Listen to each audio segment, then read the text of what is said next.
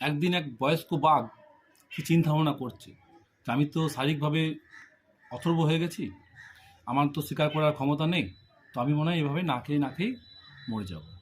সে এবার সে ক্ষোভ করছে। তো সে কী করলো, সে নিজে গুহাতে ফিরে যাওয়ার সিদ্ধান্ত নিল। এইভাবে সে আস্তে আস্তে আস্তে একটা পাখির সঙ্গে তার দেখা হলো। এবার পাখিটাকে বলল যে পাখি, আমার বয়স হয়ে গেছে, আমার সেরকম ক্ষমতা নেই, আমি আর শিকার করার মতো ক্ষমতা আমার নেই, আমি নিজে গুহায় ফিরে যাচ্ছি, তো আমি না খেয়েই তো মরে যাব, তো তোমরা আমার সঙ্গে একটু পারলে সব দেখা করতে এসো মাঝে মাঝে। এই বলে সে গুহাতে ফিরে গেল। এবং বাঘের এই দুঃখজনক কথাবার্তাগুলো জঙ্গলের সমস্ত জীবজন্তু শুনল। তারা কিন্তু বাঘের সঙ্গে প্রায়ই সব দেখা করতে আসতো।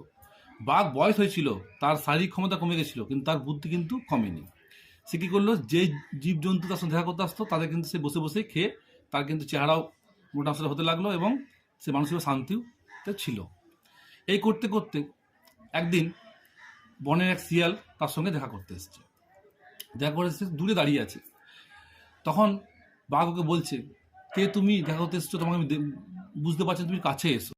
আর এদিকে শিয়ালও কিন্তু খুব চালাক। সে বাঘকে বলল যে আপনার কথা শুনে আমার ক্ষোভ হচ্ছে, আপনার সঙ্গে আমার দেখা করা উচিত, কিন্তু আমি যা পরিস্থিতি দেখছি তাতে অনেক জীবজন্তুর পায়ের চিহ্ন আপনার গুহার ভিতরে চলে গেছে, কিন্তু ফেরত কেউ আসেনি। তো এই গল্পটা যে মোরালটা হলো সেটা হলো, আমরা যদি অন্যের ভুল ত্রুটি দেখে শিখে যাই, সেটা আমার জন্য কিন্তু খুব ভালো, তো আমি কিন্তু এগিয়ে যাব। আর যদি কারো ভুল ত্রুটি দেখে না শিখি, তাহলে কিন্তু আমি সেই ভুলগুলো আবার রিপিট করি, তাহলে কিন্তু আমি জীবনে শেষ। তো গল্পটা কেমন লাগলো একটু কমেন্টে সব লেখো।